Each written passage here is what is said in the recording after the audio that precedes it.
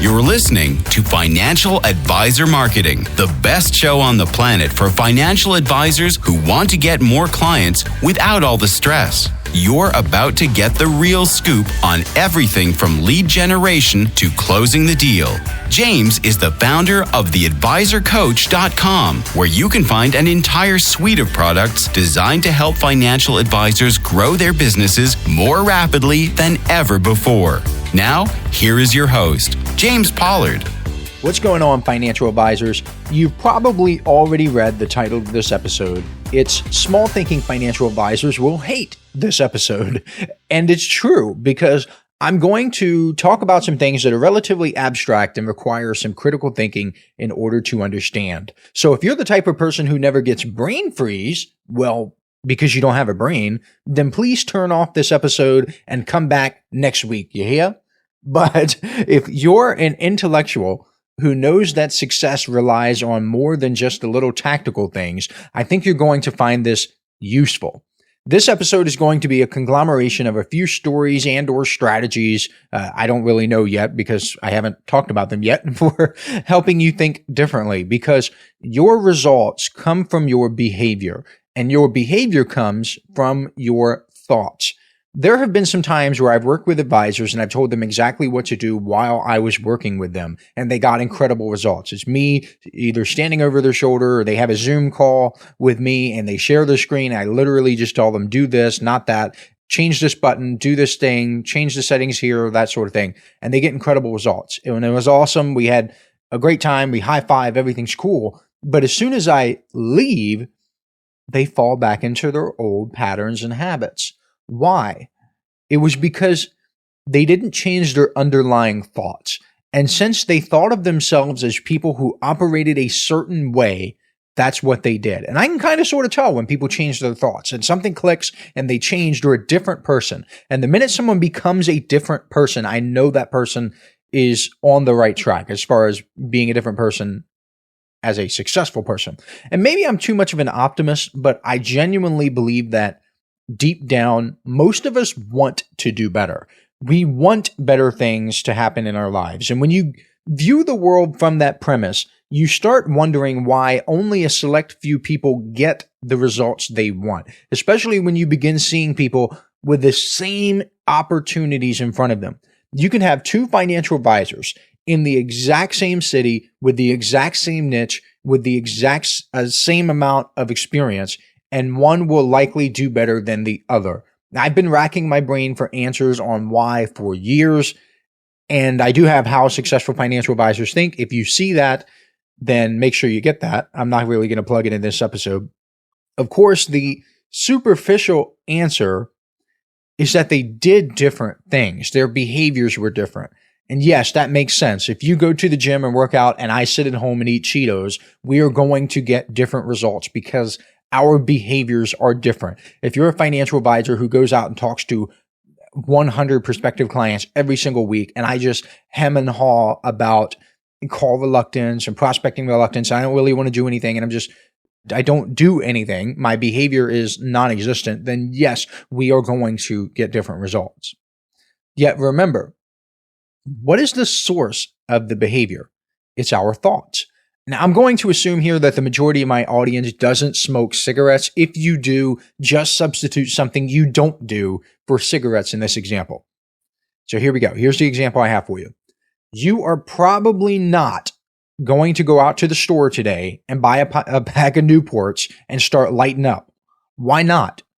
Because you are a non-smoker. Think about that. You view yourself as a non-smoker. That is your identity. Your thoughts form around this identity, and the smoking behavior runs counter to what you think and believe about yourself as a non-smoker. Now, here's where it gets trippy.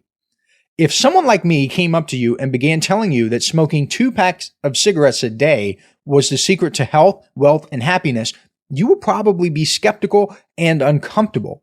Even if I provided you with proof, and more proof, tons of evidence, supporting materials, and sworn statements from people just like you who experience positive change from smoking, you would probably still resist the idea. And the reason I'm using cigarettes as an example is because I remember reading a fascinating article several years ago, and I wish I could remember the title because I would give it to you, but I just can't.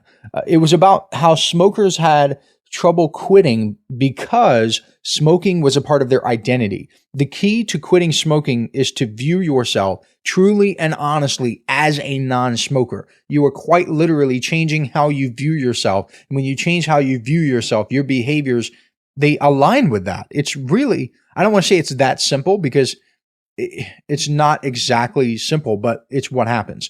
Also, in many types of addictions, there are triggers found in the environment. If a smoker goes to a particular spot, he or she will begin craving a cigarette. If every single morning they get up, they go outside on the front porch and they just light it up, right? Isn't that interesting? But it makes perfect sense. It's like positive reinforcement.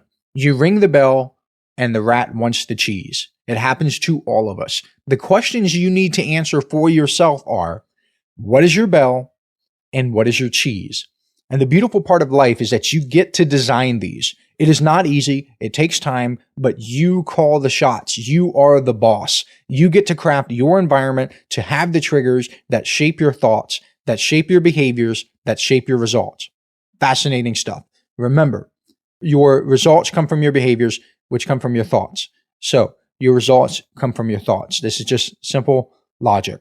One of the wealthiest people I know has clocks all around his office. He's got the old Felix the cat clock with the eyes that go back and forth and the tail that swings. He's got the Mickey Mouse clock. He's got some old watches hanging up on the wall and so on.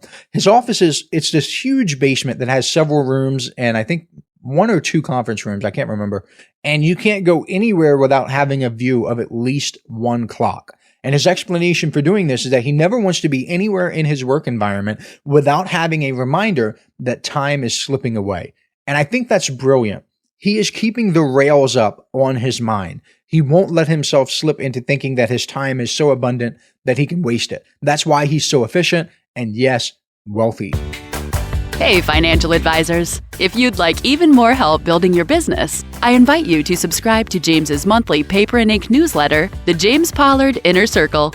When you join today, you'll get more than $1,000 worth of bonuses, including exclusive interviews that aren't available anywhere else.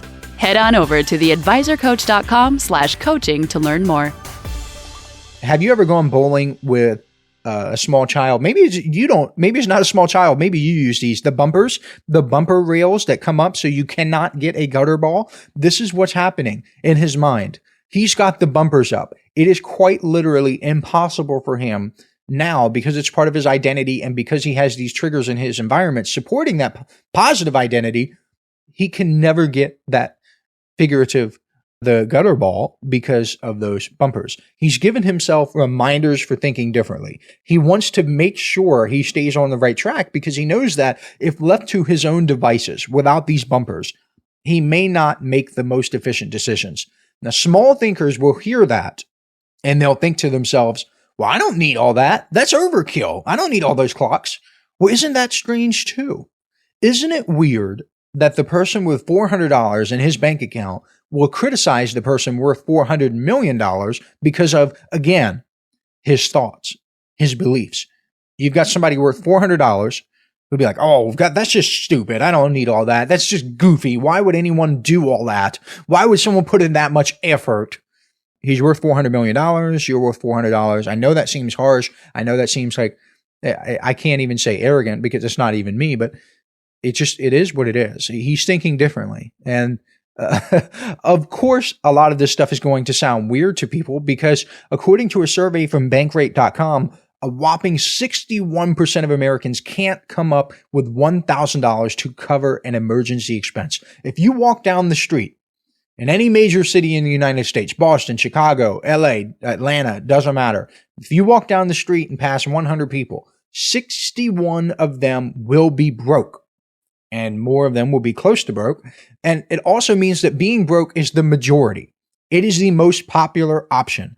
Our culture, the American culture, is built around broke people.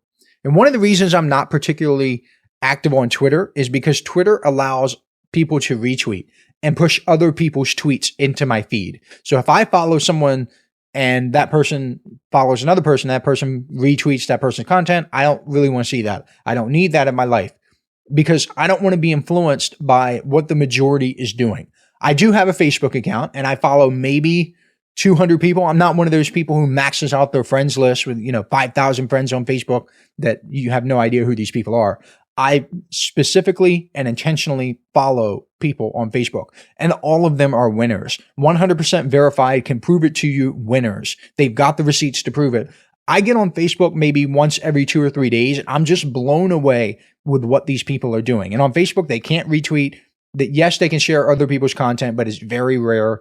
I go in, I just see what these people are doing. I see how they're operating in their business. I see who they're hiring, why they're hiring these people, the moves they're making, the mistakes they're avoiding, and I am just blown away. Now, I guarantee if I got on Twitter and I started reading what the majority of people think and say, I would begin thinking differently. It would influence me. I cannot put myself in that environment to be around the quote unquote normal people. Normal is broke. Normal is doing nothing with your life. Normal is getting no results. Normal is just going to the grave with the music still inside you. And I do not want that. I don't need it. And I hope you're picking up the lessons from this podcast because it is a heavy topic. I know it's a lot to absorb at once, but if I can get the gears spinning in your head, I know I can get you on the right path to changing your life. Now, I've talked about this concept in detail in an Inner Circle newsletter issue. So I don't want to give anything specific away, but I want you to get the message that you will never be more than average if you live and die by what average people do. It cannot happen. And as far as the financial advisor marketing part of the show, let's talk about something. If you have 100 financial advisors and they all have access to the same marketing tools, how come some will get different results? Again, it's their thoughts. It all starts there. It's how they think about using the tools. And I want you to be very careful about these two things. First, I want you to be careful about using tools that try to eliminate the thinking for you. I know it's attractive. I know everybody wants the easy button. It's a great selling proposition where you just put something in front of them and you say, hey, just press this easy button and everything's going to be done for you. You pull up the mobile app, you click a few buttons and boom, your marketing is done. You'll be a superstar. I know that's attractive. I am a marketer myself. Okay.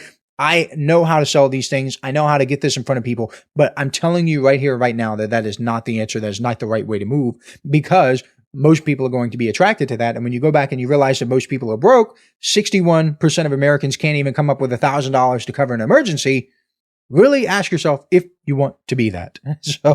And plus, if people do the thinking for you, you are not in the driver's seat. I'm just saying it's not exactly a recipe for success. Second, I want you to be careful of using these tools the same way that everyone else does. That is the underlying message of this. I'm trying to get this to you. Because if everybody has access and they all use the tools the same way, you are guaranteed to get the same results. For example, my email marketing campaigns are way different from what most people do when it comes to email. And guess what? My results are way better than most people's. A recent Inner Circle newsletter bonus was about hiring virtual assistants. It was the bonus for the August 2021 newsletter issue, and it's gotten some amazing feedback thus far. The way I screen for and hire virtual assistants is way different than how most people do it. This means I hire way better people because my process is different, and my process is different because my behaviors are different, and my behaviors are different because my thoughts are different. If you can take that idea and methodically implement it within your life and within your business, it will be hard not to get better results. So that is it for the show. I know this is a short episode, but it's a lot to take away. I don't want to keep going and try to hammer the same thing over and over in different ways. If you're not an Inner Circle member, you are missing out. Head over to theadvisorcoach.com/coaching to subscribe. I'll catch you next week. Thank you so much for listening. I appreciate you. This is thepodcastfactory.com.